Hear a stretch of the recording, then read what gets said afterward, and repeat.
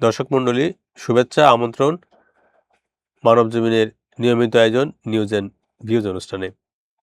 আপনাদের সঙ্গে আছি আমি লুৎফর রহমান। আলোচনার জন্য স্টুডিওতে আছেন মানবজমিনের জয়েন্ট এডিটর শামীমুল হক। জনাব শামীমুল হক, আপনাকে আলোচনায় আমন্ত্রণ জানাচ্ছি। ধন্যবাদ আপনাকে।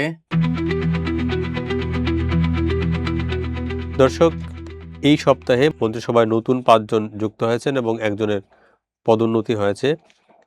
মন্ত্রিসভার এই পরিবর্তনে একটি বিশেষ বার্তা দেয়া হয়েছে বলে আলোচনা আছে। পাশাপাশি এমনও কথা শোনা যাচ্ছে যে সামনে হয়তো আরও রদবদল হতে পারে। আজকে আমরা সাম্প্রতিক রাজনৈতিক প্রেক্ষাপট এবং অন্যান্য বিষয় নিয়ে আলোচনা করব। আলোচনায় যাচ্ছি। মন্ত্রিসভার রদবদল কিংবা পরিবর্তন এটা একটা সরকারের জন্য স্বাভাবিক বিষয়।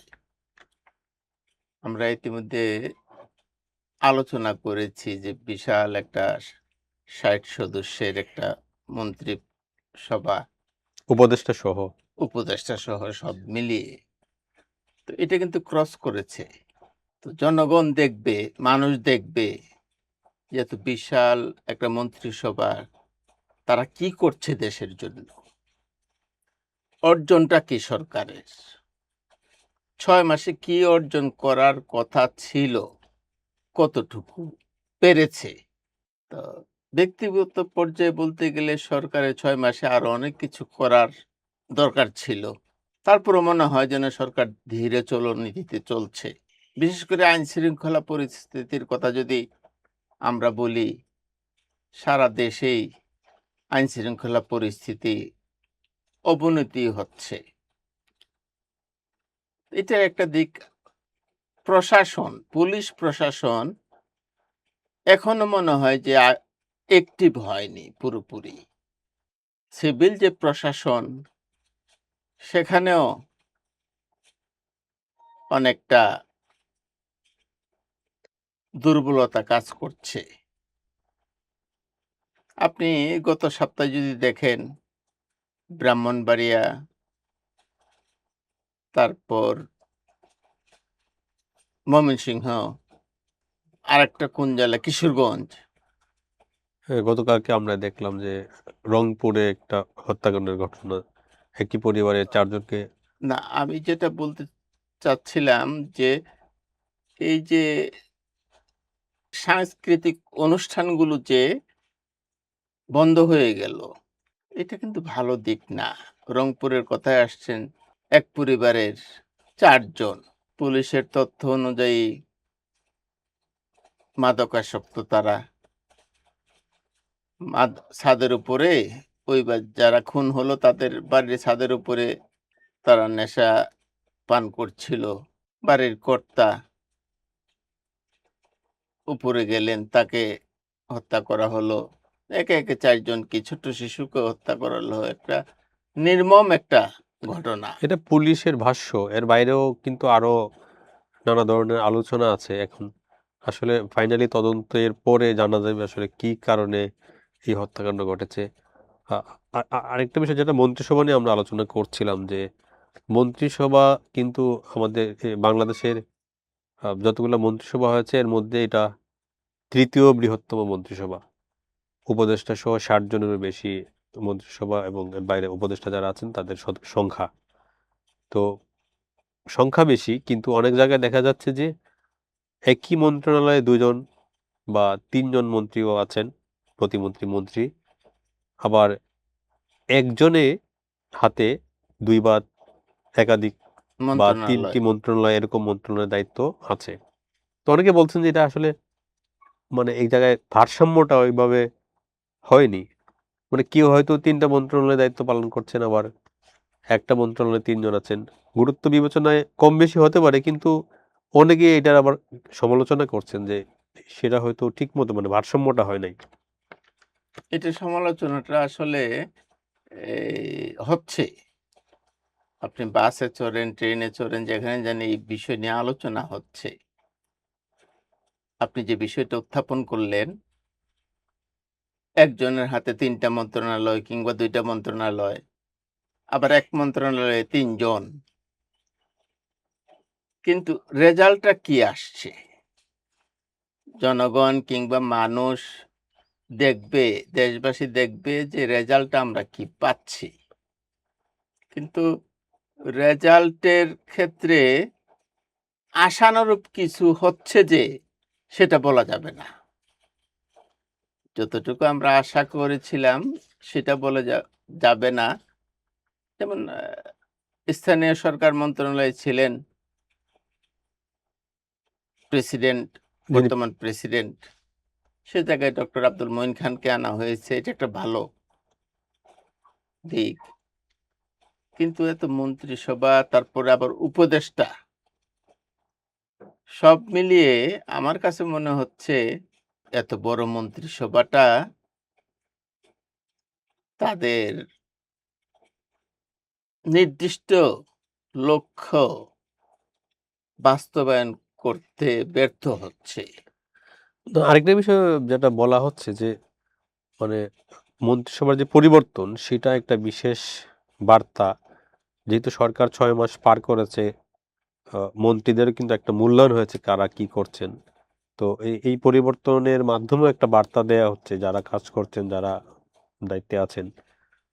তো এই জায়গায় আসলে এই বার্তাটা কি, আপনি কি মনে করেন? আপনি বার্তার কথা বলছেন। ৬ মাসে কে কতটুকু দিতে পেরেছে, এটা একটা সরকার প্রধানের একটা হিসাব বা নলেজে আছে। কোন মন্ত্রণালয়ে কতটুকু কাজ করতে পেরেছে, সেই হিসাবে পারফরম্যান্স বিবেচনায় রদবদলটা হয়। কেউ ব্যর্থ হলে হয়, আবার সার্থক হইলেও তাকে আবার অন্য মন্ত্রণালয়ে দেওয়া হয় যে ওই মন্ত্রণালয়টা একটু দুর্বল আছে, সেখানে ওনাকে দেই। তথ্য মন্ত্রণালয়ের কথাই বলেন, সাবেক জহিরুদ্দিন স্বপন তথ্যমন্ত্রী ছিলেন, উনাকে এখন উপদেষ্টা নেওয়া হয়েছে। মাথাভারী প্রশাসনের প্রয়োজনটা কি? আপনি এমনি দেশের অবস্থা, অর্থনৈতিক অবস্থা কাহিল। আপনি মাথাভারী প্রশাসন দিয়ে যদি লাভ হতো, তাহলে একটা কথা ছিল যে চতুর্দিকে না দৌড়াইয়া হয়তো সবাই কাজ করছে। হয়তো যারা নতুন দায়িত্ব পেয়েছেন, আমরা 5 জন নতুন যুক্ত হয়েছেন মন্ত্রিসভায় এবং একজনের পদোন্নতি হয়েছে, যিনি প্রতিমন্ত্রী ছিলেন, বিমান প্রতিমন্ত্রী, ওনাকে মন্ত্রণালয়ের পুরো দায়িত্ব দেওয়া হয়েছে। আমরা আশা করি হয়তো সামনে তাদের তাদের তাদের কার্যক্রম দৃশ্যমান হবে এবং 6 মাসের চাইতে সামনে গতি বাড়বে, আমরা এটা মনে করি। কিছু কিছু ক্ষেত্রে যেসব মন্ত্রণালয় ধরেন বিদ্যুৎ, জ্বালানি, আইন শৃঙ্খলা সহ কিছু কিছু ক্ষেত্রে কিন্তু আসলে মন্ত্রী বা মন্ত্রণালয় কিন্তু বিষয় না, এটা আসলে মানুষজন সরকার, সামগ্রিক সরকার কি মূল্যায়ন করে, কি অবস্থা সেটা সরকারের অবস্থাটি বিবেচনা করে। এখন এই অবস্থায় কিন্তু এখন গ্যাস এবং বিদ্যুতের সংকট রয়েছে। এটা মন্ত্রণালয়ে সরাসরি দোষ দিলে কিন্তু এটা গ্রহণযোগ্য হবে না। কারণ হলো অনেক বিষয় নির্ভর করে। আপনি জ্বালানি, বিদ্যুৎ একটা দীর্ঘমেয়াদী পরিকল্পনার প্রয়োজন এবং সেটা অতীতের সাথে একটা লিঙ্ক থাকে। তো আমাদের যে এখনকার যে অবস্থা, সরকারে কেউ কেউ বলছেন যে অন্তর্বর্তীকালীন সরকারের সময় গ্যাপ ছিল। আগের সরকারের সময় লুটপাট হয়েছে আওয়ামী লীগ সরকারের সময় এবং তারা সঠিক পরিকল্পনা নিতে পারেনি। এই কারণে এখন পরিস্থিতি দাঁড়িয়েছে এই অবস্থায়। আ সরকারের কি আরো করণীয় ছিল কিনা এইসব ক্ষেত্রে? অবশ্যই আপনি বিগত সরকারের লুটপাট কিংবা অন্তর্বর্তী সরকারের উপর আপনি এই দোষ দিবেন। এখন আপনি ৬ মাসে কি করেছেন? এই জিনিসটা কিন্তু আসবে। এখন একজন মন্ত্রী যখন বলেন দাঁড়িয়ে যে আগামী ২ বছর লাগবে, তখন কিন্তু মানুষ হতাশ হন। মানুষ সরকারের কাছ থেকে আশার বাণী শুনতে চায়।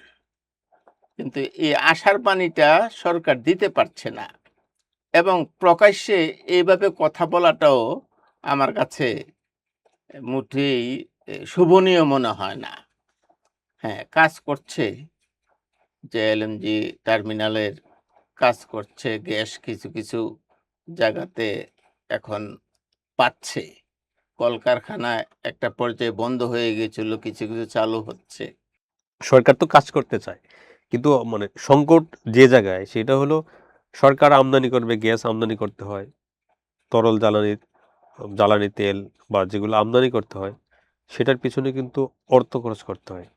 তো মূল যে সংকটটা সেটা হলো সরকারের কাছে খরচ করার মতো পর্যাপ্ত কিন্তু অর্থ নেই। তো চাইলেই সরকার মানে একটা এলএনজি যেখানে এক টার্মিনাল এলএনজি আনতে পারে সেই জায়গায় কিন্তু ২টা বা ৩টা পারছে না। মানে যে কার্গোতে করে এলএনজি আনেন। তো আবার জ্বালানির ক্ষেত্রে একই অবস্থা। আমাদের কিন্তু মজুত আ যে জ্বালানি মজুতের যে আমাদের সক্ষমতা সেটা কিন্তু নেই। আপনি চাইলেই ৪ মাসের জ্বালানি কিন্তু আপনি রাখতে পারবেন না। আবার সেই পরিমাণ টাকাও আপনার হাতে নেই। তো নানা ধরনের সংকট রয়েছে। এখন সরকারের দিক দিয়ে আপনি যেটা বললেন যে সরকার যদি আ কাজের পাশাপাশি কথাবার্তার ক্ষেত্রে সতর্ক থাকেন, যারা দায়িত্ব পালন করেন, তাহলে মানুষ হয়তো বিভ্রান্ত হবে না এবং মানে আশাবাদী হতে পারে আস এরকম কথাবার্তা বলতে হবে। আরেকটা বিষয় হলো সংকটটা কি? কোন জায়গায়? এটা কিন্তু মানুষকে পরিষ্কারভাবে বোঝাতে হবে। না হলে কিন্তু মানুষের মধ্যে এক ধরনের বিভ্রান্তি তৈরি হয় এবং এটা নিয়ে নেতিবাচক আলোচনা আলোচনা হয় এবং তথ্য অপতথ্য ছড়ায়। যেটাতে মানে সরকারের ক্ষতি হয় এবং শুধু সরকার না মানুষেরও ক্ষতি হয়। দেখা গেল যে কোনো কারণে আ বাজারে মজুদ পরিস্থিতি ঠিক আছে। কিন্তু আ আপনার ভুল তথ্যের কারণে দাম বেড়ে গেল কোনো পণ্যের বা কোনো জ্বালানির। এরকম কিন্তু আমরা দেখেছি। জ্বালানি তেলের জন্য মানুষজন লাইন দিয়েছে। তখন কিন্তু জ্বালানি তেল ছিল। সরকারের দিক দিয়ে কেউ নানা ধরনের কথাবার্তা বলেছেন। তারপরে কিন্তু মানুষের মধ্যে এক ধরনের অনিশ্চয়তা তৈরি হয় এবং পরিস্থিতি খারাপ হয়ে যায়। আপনি যে বললেন তেল ছিল, বাস্তবিক অর্থেই ছিল। ছিল বলেই সরকার কিন্তু তেলের দাম বাড়াইছে। বাড়ায়নি। গোটা বিশ্বে বাড়লেও বাংলাদেশে ১ম পর্যায়ে মানে বাড়ায়নি। তো কিছু পরে বাড়ানো হয়েছে তাও যৎসামান্য। মানে সমন্বয় যেটা বাড়ানো যে বলা একটা যায়। সমন্বয় করা হয়েছে। কিন্তু আপনি যেটা বললেন, সরকারকে স্বচ্ছতার ভিত্তিতে জনগণকে সঠিক বিষয়টা জানাতে হবে। বিভ্রান্তি ছড়ায় কিংবা মানুষ আশাহত হন, এরকম কথা যেন নীতি নির্ধারণী পর্যায় থেকে না আসে। একটা বিষয় আপনি খেয়াল করছেন কিনা? মানে আমাদের হ্যাঁ, মাননীয় প্রধানমন্ত্রী কিন্তু কাজ করে যাচ্ছেন। মানে অনেকেই বলছেন যে উনাকে যদি আপনি নম্বর দিতে চান, তাহলে উনাকে কেউ ১০০ তে ১০০ দিবেন। কেউ ১০০ তে ১২০ ও দিতে চান এরকমও আছে। আর উনি কাজ করে যাচ্ছেন। তো আমরা আশা করি যে যারা উনার সাথে কাজ করেন, মন্ত্রিসভায় আছেন, উপদেষ্টা আছেন, মানুষ যাতে তাদেরকেও ১০০ নম্বর দেয়, তাদেরকেও যাতে ১২০ নম্বর দেয়। যাতে উনার সাথে যদি সবাই দৌড়ান তাহলে কিন্তু মানে এই পরিস্থিতি হওয়ার কথা না। সামনে হবে না। হয়তো এখন যেটা ছিল সেটা আমরা আসলে অনেকে বলেন যে ৬ মাস মূল্যায়নের যথেষ্ট সময় না। ১ বছর বা ১.৫ বছর পরে হয়তো আপনি মানে আরেকটু পরিষ্কারভাবে মূল্যায়ন করতে পারবেন। তো সেই জায়গায় আমরা সেটা আশা করি। আর আমরা নতুন যেটা সেটা হলো যে দেশের ২৩ তম প্রেসিডেন্ট হিসেবে একজন প্রবীণ রাজনীতিবিদ মির্জা ফখরুল ইসলাম আলমগীর, যিনি বিএনপির মহাসচিব ছিলেন, দায়িত্ব গ্রহণ করেছেন এবং উনি বঙ্গভবনে উনার অধ্যায় শুরু হয়েছে। তো এইটাকেও মানে আমরা একটা ইতিবাচক দিক যে একজন রাজনীতিবিদ দেশের রাষ্ট্রপ্রধানের দায়িত্ব নিয়েছেন এবং আ উনার যে দায়িত্ব গ্রহণটাও কিন্তু রাজনীতিতেও একটা ইতিবাচক বার্তা। আপনি কি মনে করেন? অবশ্যই আমাদেরও সে আশা আকাঙ্ক্ষা ছিল যে একজন রাজনীতিবিদই রাষ্ট্রপতি হোক, প্রেসিডেন্ট হোক, সরকার বা সরকারি দল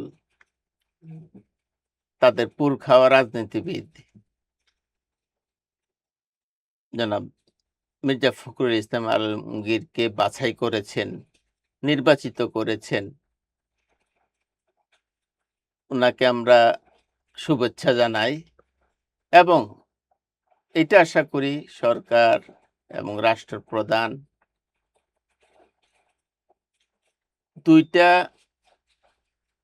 ইনস্টিটিউটের মধ্যে সমন্বয় তৈরি করে দেশ সামনের দিকে এগিয়ে যাবে। আজকে আমরা এখানেই শেষ করতে চাই। দর্শক, আজ এই পর্যন্তই। দেখা হবে আগামী পর্বে।